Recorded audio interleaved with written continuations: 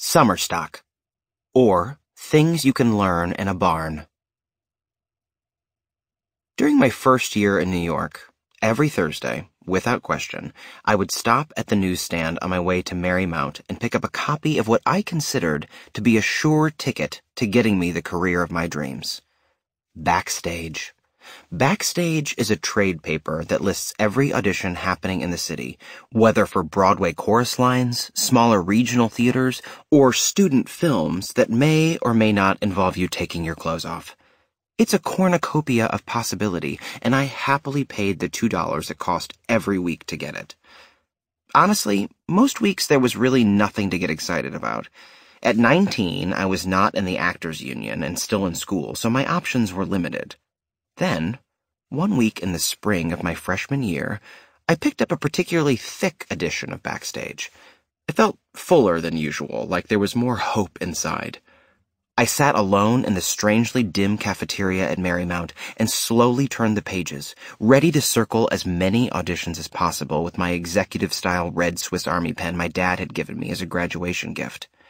I used this pen exclusively for journaling and backstage circling. It was meant only for serious business. There were so many auditions in this issue, and nearly all of them met my requirements. Non-union, summertime only, and in the New York tri-state area. I couldn't believe my luck. I started noticing the names of the theaters.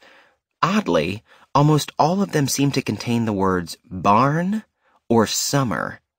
And how is it possible that each of these theaters would be casting 6 shows in a 3-month period? Then it hit me, and I felt like such a fool for not thinking of it sooner. These were summer stock theaters. For those of you who don't know, summer stock is an age-old tradition that young actors have been participating in for generations. You are paid very little to work very hard, all in the name of professional experience and fun, with a potential side of offstage romance and extracurricular drama. There were at least 5 theaters having auditions that week that included shows I was right for. I started hatching my plan. I couldn't go to every audition, because some were happening on the same day at the same time, and each involved spending the better part of my day lining up and waiting for my turn to sing my 16 bars of music and hope for the best. It's worth pointing out here that 16 bars is about 30 seconds of a song. It's your job as the auditionee to pack as much excitement into those 30 seconds as possible. Translation: sing as high and loud as you can. It turns out my mother's advice was right once again. Thanks, Charlotte. I started comparing the theaters, but I hadn't heard of any of them, so I didn't have much to go off of. I decided I would rank them by the shows they were doing that season and their proximity to New York City. One immediately jumped out at me: the Theater Barn. It was in New Lebanon, New York, located in the heart of the Berkshires, wherever that was. Their season included The Fantastics, Forever Plaid, The Mousetrap, Grease, and Promises, Promises. I was not familiar with The Mousetrap or Promises, Promises, but there were definitely roles in those other shows for me, and good ones. I asked one of my acting teachers how close the Berkshires were to the city. About 3 hours. Are you looking for summer stock work? It's a great experience. Some of the best training you can get as a young actor. I was in. The day of my Theater Barn audition, I had to skip class to go. Fortunately, I didn't have any classes I considered important that day. Just core classes like literature and ecology and a remedial math class. You know, nothing practical. I showed up at Shetler Studios, which at the time was on 8th Avenue and 55th Street. It was a rickety building with one terrifying elevator that carried groups of 10 nervous young hopefuls up to the 8th floor to have their talent judged and their egos potentially bruised. The hallways were packed with people. The whole space smelled like hairspray and anxiety BO covered with CK1. I had never been to an audition like this before. It was a zoo. My Rent experience seemed so civilized now. There hadn't been many people there, and they'd been expecting me, welcomed me even. This was like musical Gladiator. I had to push my way to the sign-up sheet, which was guarded by a woman sitting behind a folding table with a clipboard and a pen. It was a little after 9 a.m., but she already had a look on her face that said, "I will happily commit domestic terrorism in this audition space if provoked." I nervously told her my name, and she informed me that I would be number 156. 156, I thought. How is that even possible? How early did these people get here? I thought I was on time. How long will that take? I asked. She looked at me like she might snap my neck without a second thought. After lunch? Maybe sooner? I don't know. Stay close, she barked back. I found a little spot on the floor and took a seat. In my backpack, I had my audition music and a collection of essays and poems called The Beat Reader. I was very much into Jack Kerouac and his pals at the time.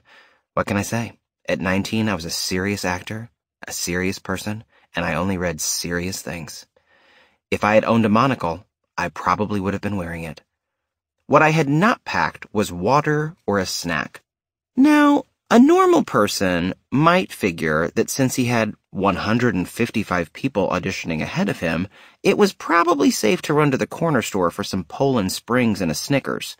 But not this kid. Nope.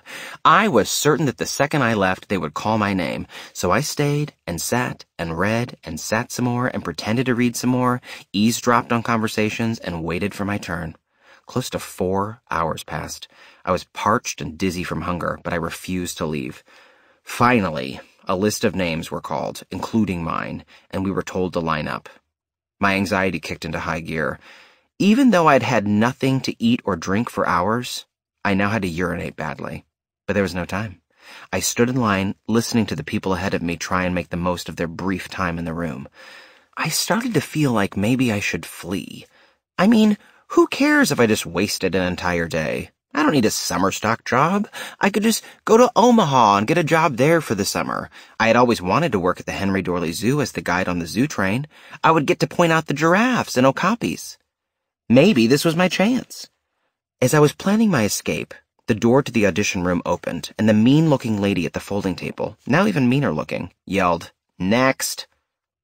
This was it. I had 30 seconds to let these people know that they should be hiring me immediately. I left the safety of the line and walked into the room. No one spoke to me. There was a group of about 10 people all sitting behind a line of tables that were covered with snacks and beverages. My hunger and dehydration hit me like a dodgeball. I thought about asking for a swig of one of their waters, but it seemed inappropriate. I gave the accompanist my music and walked to the center of the room. An older woman who sat in the middle of the group finally addressed me. "What are you singing?" "Amazing Journey from the Who's Tommy," I announced proudly. In the 16-bar tradition, I had selected the highest and loudest portion of the song to perform. It was pleasantly aggressive at best and obnoxiously showy at worst. I planted my feet and belted out that song with all the power I could muster. Sometimes when an audition goes well, you sort of leave your body for a moment. It's like you can see yourself performing. It's all instinct. That's how I felt when I sang this particular song. It fit perfectly in my voice, and I didn't have to think too hard about it. When an audition goes badly, you also leave your body, but for different reasons. It's like seeing your life flash before your eyes when you were struck by lightning, or the moment before you were hit by a train. This was the good type, though. I finished the song and walked to the piano to get my music. "Thank you," I said to no one in particular, and started for the door. The whole room laughed. "Whoa," the woman at the table said. "Give us just 1 second." They all started whispering among themselves. I stood nervously by the door, excited, but also wanting to run, screaming into the hallway. "Do you know anything from the Fantastics?" the woman asked. As it turns out, I had played the role of Matt in the Fantastics my senior year of high school in Omaha at 2 different theaters. I loved that show. "Yes, I know the whole show." The room laughed again. I didn't feel in on the joke, but I smiled along. "Can you sing I Can See It for us?" I Can See It is the big second act number for Matt. It's loud and high and really exciting if it goes well. Had I been thinking clearly, I should have said, "No, I don't really know it, but I would be happy to give it a try, I guess," and then belted them into oblivion. But I had already shown my cards. "Yes, I can," I said. The accompanist started playing, and I sang with all the power and passion in my 19-year-old body. Again, I had the experience of being outside myself. There was no time to think about anything. I was just reacting. I was present and honest and suddenly not afraid of anything. Or maybe I was just delusional from hunger. Either way, it was satisfying. The song ended. They were all smiling. "Thank you, Andrew," the woman said. I left the room feeling drunk on confidence and ready to collapse at any moment. I walked across the street to a Wendy's and ate a large bacon cheeseburger and downed a bucket of Coke. I felt good, and for the first time in ages, like I had in Omaha.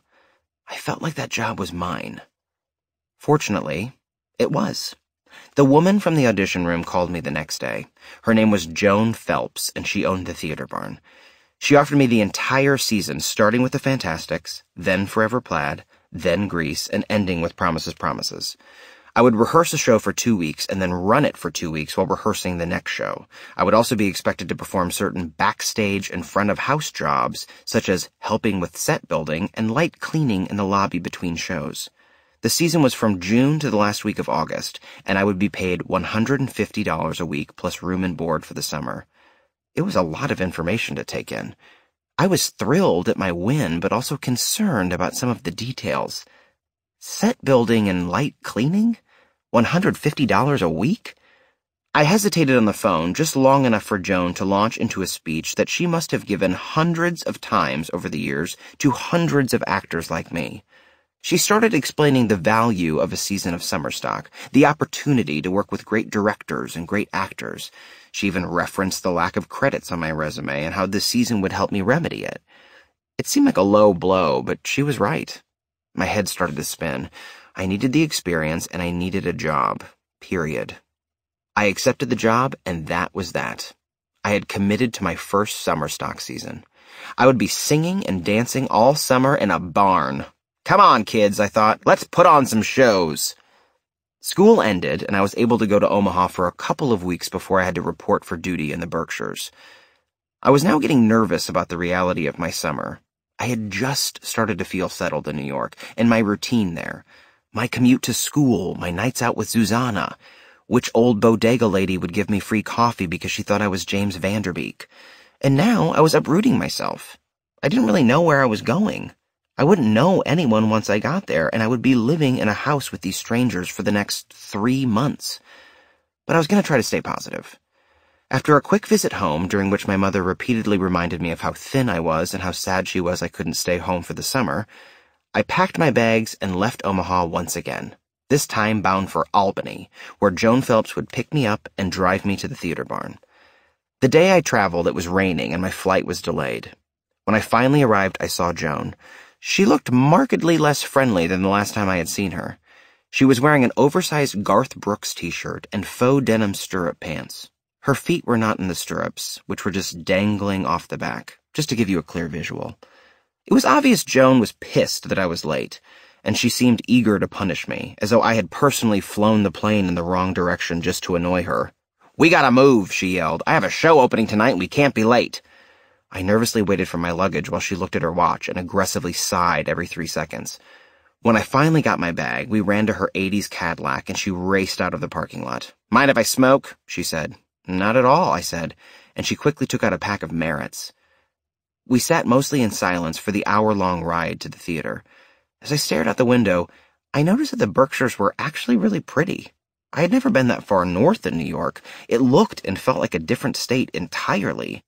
It kind of reminded me of western Nebraska, but with more trees, and more color, and mountains.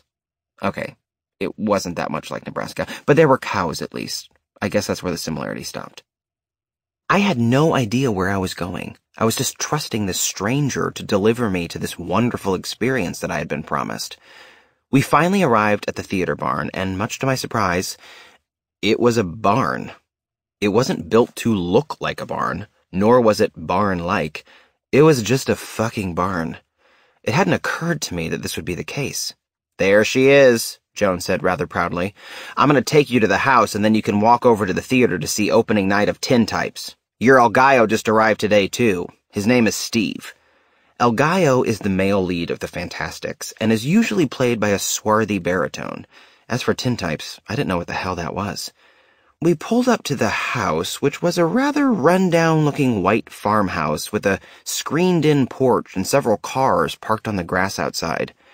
Joan did not show me inside. She just came to a stop and said, "Take one of the bedrooms upstairs. I think there's an empty bed in the back room. You'll have to share with one of the tintypes actors. Don't be late for the show tonight." With that, she sped her car off the front lawn, leaving a trail of cigarette smoke in her faux denim wake. I dragged my suitcase into the house. It was bleak, dirty, and sad, and the furnishings looked more like a last-minute yard sale than a home. I wandered around looking for signs of life. There were bedroom doors open, revealing suitcases exploded onto twin beds. The house had been left as if the rapture had come and everyone had been saved mid-chore. I saw a staircase, so I ventured up. The second floor had an entirely separate kitchen and living space, and was just as mismatched and dirty as the first floor. Where in the hell am I? Can I live for 3 months here on the set of The Grapes of Wrath? Is it too late to run? Then I heard a door open, and a very attractive man entered the kitchen, with wet hair, wearing only a towel. Initially what I saw was a young Johnny Depp, and then I quickly realized he was more like a current-day Skeet Ulrich, which in 1998 actually was a version of young Johnny Depp. His wet torso and this game of celebrity look-alike shook me out of my panic. "Hi, I'm Steve," this person said. "Hi, I'm Andrew," I managed to say, though in my head I was chanting, "Please be gay, please be gay, please be gay." "I'm sorry I'm running late. We're going to the show tonight, right?" "I guess so," I said. "I don't really know where we are going, though." "It's just down the road," Steve said. "Let me show you where your bedroom is." Steve's combination of confidence and blind swagger made me feel certain he was not a gay person, but rather just a straight actor who liked to be admired. I felt like we were seconds away from him showing me his dick and saying, "Do you like this? 'Cause you can't have it. But it's nice, right?" Steve walked me into a small back bedroom with 2 twin beds. "You'll have to share with Jeff. He seems cool. He's in tintypes." "Everyone needs to stop saying tintypes," I screamed in my head.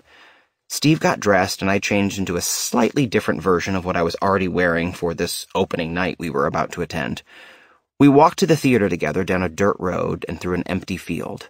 Steve talked the entire time about where he was from, where he wanted to live in Manhattan, what he was doing for the rest of his summer, and his girlfriend in South Carolina. I was right. Straight actor.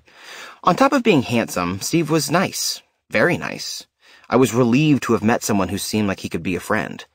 The inside of the theater barn looked more like a theater than a barn, but it still smelled like a barn. There were small glasses of warm white wine on a table in the lobby to celebrate the opening night. Steve and I quickly slammed 2 each before heading to our seats. As soon as I sat down, a day of travel and anxiety and cheap wine hit me all at once. I was exhausted. I couldn't help but doze off throughout the show. I still couldn't tell you what tintypes is about. I know Theodore Roosevelt showed up at some point, and there was a suffragette number. It was a review, I guess, of songs from early-ish America. I was too tired to really pay attention, but I do remember thinking, that's going to be me on that stage in 2 weeks. I will be up there having my own opening night with members of the next cast sitting here, judging me. I checked my judgment. This cast probably didn't know what tintypes was about either. After the show, there was a party, but I was too beat to go. I slipped out of the theater and walked back to the house through the field and down the dirt road alone. It was quiet and a little scary, but pretty. I had never really been in the country like this. The moon was so bright, I remember thinking, oh, that's moonlight. It actually does give off a lot of light. For those of you thinking, how did he not know this? He's from the prairie. Let me clarify. I am from the big city of Omaha, Nebraska, okay? There are tall buildings and hookers and streetlights and everything. I got back to the house and realized that it was left open. The doors didn't lock at all. I started to have visions of in cold blood, but I was too tired to worry about getting murdered that night. I went up to my little shared room and lay down on my bed. A bright overhead light was on above me. It might be rude to turn that off before my roommate gets home, I thought. So I fell asleep, fully dressed, with the lights on. My roommate probably thought I had been murdered when he finally got home that night. I woke up the next morning unsure of where I was. I looked around the room, and then reality set back in. My roommate was asleep across from me. It was jarring to see a stranger in his underwear so close to my bed. I tiptoed out of my room and into the bathroom, and was startled to hear voices downstairs. I could tell that one was Steve's and the other was a woman's. I went downstairs, and there in the kitchen were Steve, once again in his welcome to the house towel, which made me feel less special, and a young woman with curly brown hair and a megawatt smile. She just looked like sunshine and happiness, and there was something cosmic or past life about her that I knew I instantly loved. She spotted me. "Are you Andrew? I'm Jen Gambatese. You're Louisa."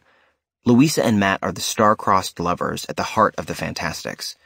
She hugged me, and somehow I knew that this summer was going to be okay.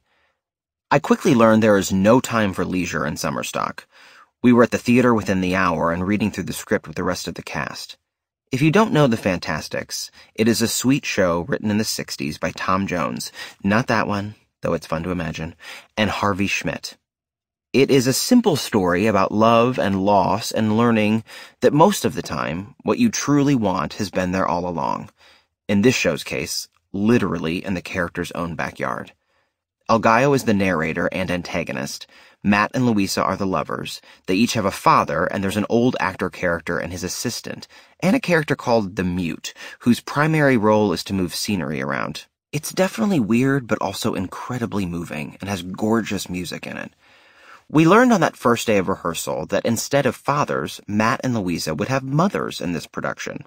Progressive. And the Mute would also be played by a woman. Doubly progressive. The Mute would be joining us later in the rehearsal process, and everyone else in the cast was a local actor who lived in the area. This was shocking to me at first, but then I learned that a lot of New York City folks have houses in the Berkshires and live there for the summer. The cast was a real grab bag of ages and experience. The mothers both had acting careers in New York, but the old actor and his assistant were truly locals. They were both full-time teachers who just like acting for fun, so this was part summer stock, part community theater.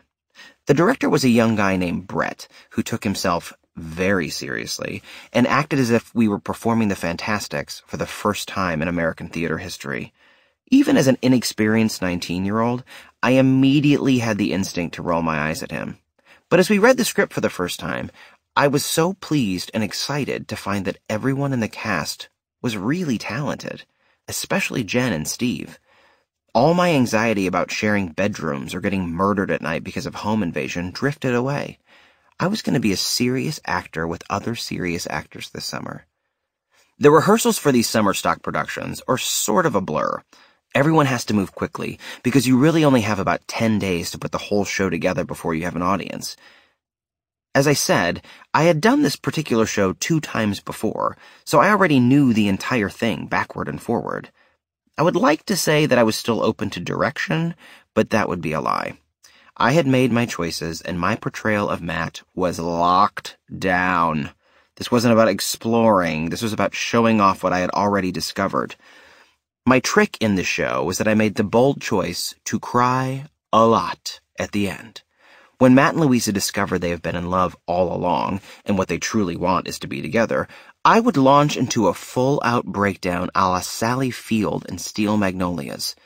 It was highly uncalled for, but it made me feel like, well, Sally Field in Steel Magnolias, and I loved it. The big takeaway from rehearsals was that I was working with professionals now. These people came prepared, had ideas, and asked questions that went beyond, where do I stand, and what face do I make? They were young, but they were ambitious. It made me excited and scared. You're welcome, Into the Woods fans. Along the way, Steve, Jen, and I became a tight team. We ate every meal together, we went running together, we stayed up late and drank bad wine together, we grocery shopped together, we did laundry together, we drove around at night and found old cemeteries to walk through together. We were a unit that depended on one another for survival. At least I certainly depended on them. I now know it has to do with the fact that we were spending every waking moment with one another and shared an ambition that clearly stretched beyond the theater barn. There was nothing sexual about our attraction, but I felt madly in love with both of them in about 3 days. However, I did long for a sexual connection that summer. My maybe-gay liberal arts unicorn Chris and I had broken up after classes ended, and I was hopeful that I might be able to find some romance in the Berkshires. I think most actors would agree that there is a game we all play the first day of any rehearsal process. It's called, Who is Going to Be My Show Crush? First, you scan the room looking for someone to flirt with, and maybe, one night after a cast party, make out with, at least. Most of the time, you scan the room and find no one. Then, 3 or 4 days into rehearsal, everyone starts to look different, and suddenly you spot your show crush. He was there all along. It just took time and boredom to find him. Mine came in the shape of our director, Brett. I didn't even particularly care for him, nor did I think he was a great director, but toward the end of our first week, I noticed I was getting some extra attention from him. He liked everything I did in rehearsal, and I often caught him staring at me. He was cute in a nerdy way, and I thought, why not? So I started staring and flirting back. It seemed harmless and added a layer of excitement to my days. Another fun game actors like to play is, what can we complain about now? You usually start playing it early in the production process, when everyone is still humbled and grateful for the job and the experience. But slowly, one night after rehearsal and a couple drinks, someone starts complaining about the show, the theater, the director, another cast member. This usually comes from boredom, insecurity, or the desire to find a common enemy. Once the genie is out of the bottle, you can't put him back in. It's a great bonding tool for actors, but if taken too far, it can poison the whole production. With Jen and Steve, most of the grumbling was about how busted the theater was and what a terrible director Brett was. This put me in an awkward position since I was also flirting with Brett every day. But because I didn't trust his instincts, I also didn't allow him to direct anything I was doing on stage. So I felt like it was fine to gripe about him too. What this complaining did for me was make me feel, A, closer to Jen and Steve, and B, like I wanted out of the theater barn immediately. I was the only one of the three of us who was staying for the rest of the season, and now I was seriously regretting that choice. Still, opening night was pretty magical, as I recall. I was on stage with people I loved. What's more, I was in love with their talent. As Jen and Steve and I performed the final moments of that show together, I felt that we were doing good work, that I was sharing the space, this stage, with people who were making me a better actor. When I cried at the end of the show that first night, it wasn't my usual upstaging sobs. I just looked at Jen, happy for her friendship and amazed by her abilities, and cried appropriate, authentic tears of joy. This rush of emotions was met with a near immediate crash when I realized that we only had 2 weeks together before Jen and Steve would leave, and I would be left alone with a new cast to start rehearsals for Forever Plaid. I tried to put this thought out of my head, and by that I mean I drowned my sadness in Franzia white wine at the cast party at Joan's house later that night. I stayed close to Jen and Steve, trying to soak in every moment with them. At one point, while I was tipping a box of wine into my solo cup, Brett approached me. He too had been enjoying the Franzia and was now bold enough to tell me how much he liked me. He talked about how talented and funny and handsome I was. Before I knew it, I was agreeing to meet him in his bedroom after the party. But there was a catch. He was staying in Joan's house, and he didn't want her to know that we were spending time together. I suggested my house. He said that was a bad idea since there were so many people there. I couldn't argue with that. What should we do? I asked. This is where, dear listener, you will see just how little self-esteem Andy Rannells had at this point, and also what a ridiculous romantic he was. Brett suggested that I go home with Jen and Steve and wait until they were asleep. Then I would sneak out of our house, walk through the fields to Joan's house, and go to Brett's bedroom window at the back, where I would stand on Joan's central air conditioning unit and hoist myself through said window and into his bedroom. I thought about this plan. The lying, the plotting, the potential danger/humiliation, and then I said, okay. It sounded tricky but fun. I would be like Romeo climbing through Juliet's window. I went with Jen and Steve back to the house, where we drank and talked and drank more. Once back in our house, I didn't want to leave. I wanted to stay with them.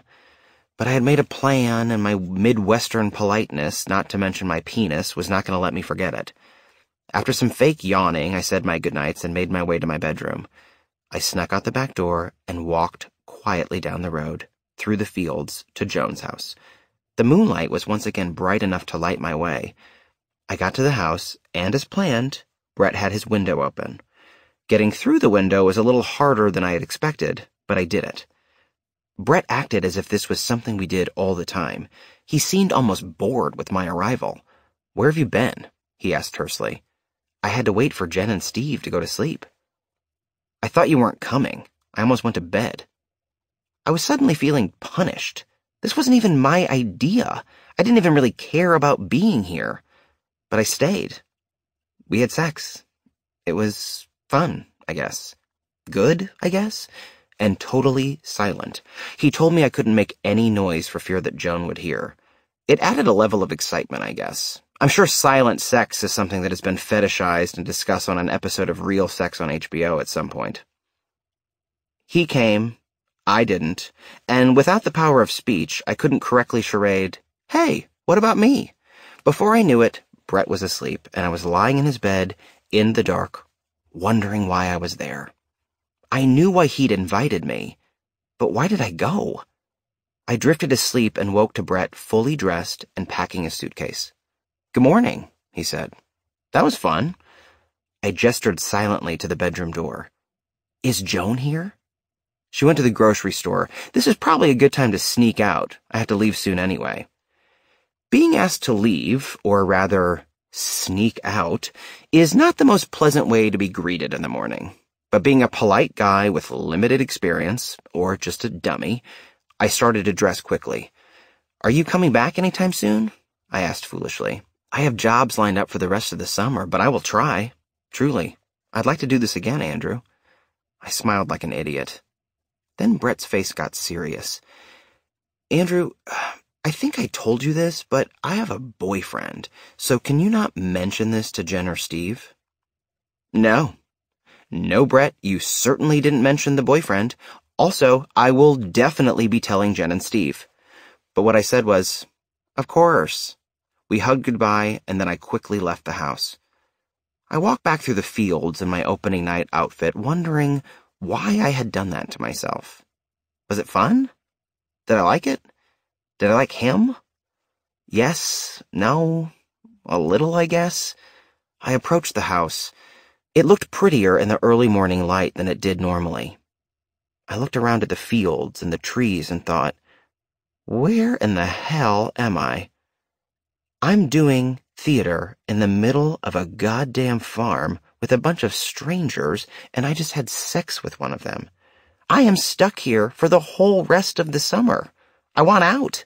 I want to go back to New York right now. How can I get out of this? I sat down on the porch and tried to calm myself. I was still doing a show I loved with people I loved, and I was getting better as an actor from working out here.